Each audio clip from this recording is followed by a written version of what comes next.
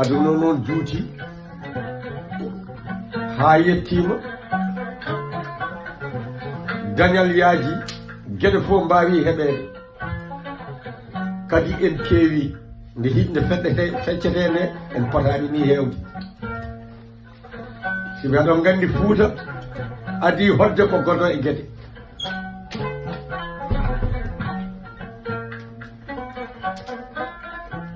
guine ko timbu e tiyabu wona tiyabu sara bakkel de ala ko timbu e tiyabu ko guine woni jaara e jaaɓal ɗum ko Mali woni e guure jeegom gadi woni e on saha noon ɓe mbaɗi kinde koddigal guurdigal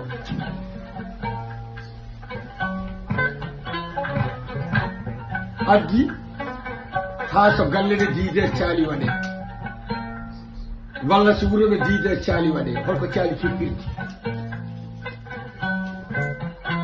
ali yeeya e paate yeeya ko calɗi nayi ɗum woni caali pulaagu torodaagu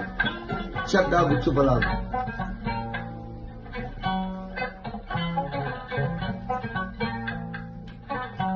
cale ɗe goni ñeeñaagu mbabaagu mbaylaagu sakkaagu lablanaagu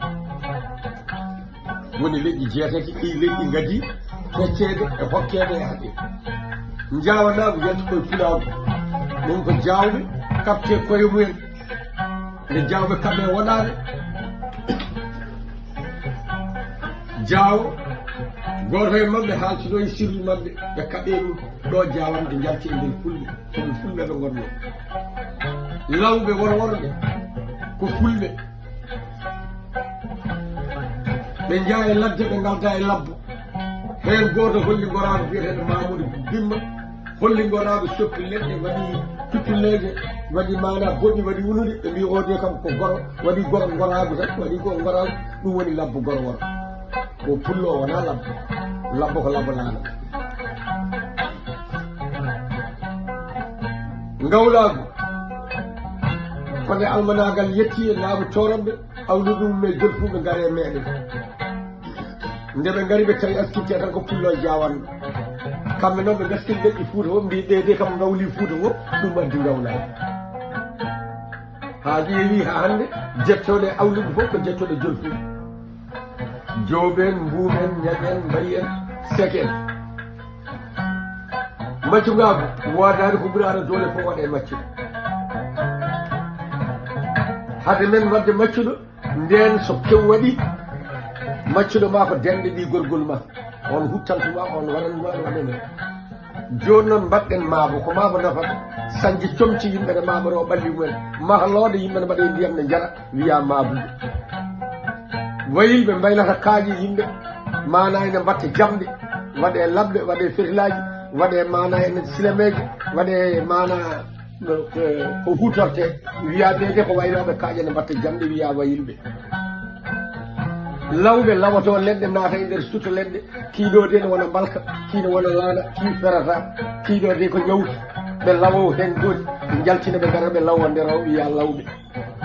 sakkeɓe cakkadanno en to jooɗiɓe mbaɗat paɗe sakke yaɓɓe mbaɗa gundusaji mana yimɓe jooɗo en mbaɗa tallaji waɗe bigi yimɓe gaflo ene mbiya jaganawuji mbaɗa mana tumnude hirkeji jooɗe wiye sakkeɓe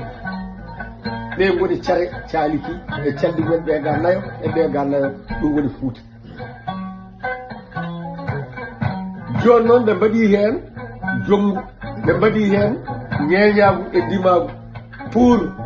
ha mbawen jotodirde mbawen nafodirde mbawen ñippude fitinaji hakkude men so tawi min joni mi darima mi haaɓe mana oɗo jam Demba ha gam aɗa haaɓay pullo walla aɗa haaɓay toroɗo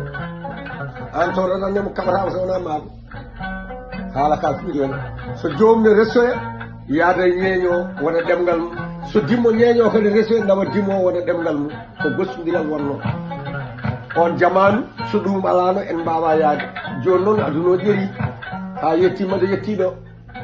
en batti yiirude ɗum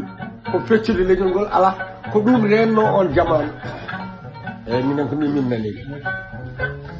Allah jarama gisse ma ko ɓe ɗino waɗude no fewi